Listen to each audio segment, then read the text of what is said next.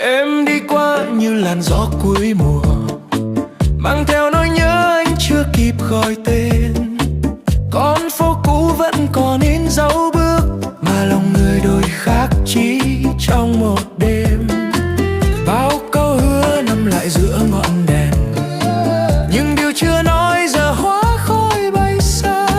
Anh đứng giữa những điều dang dở ấy, tự hỏi lòng mình ta mất nhau thật nào.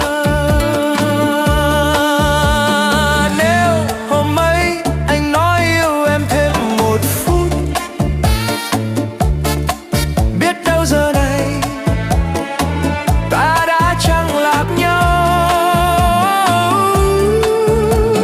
Gió vẫn hát câu chuyện hai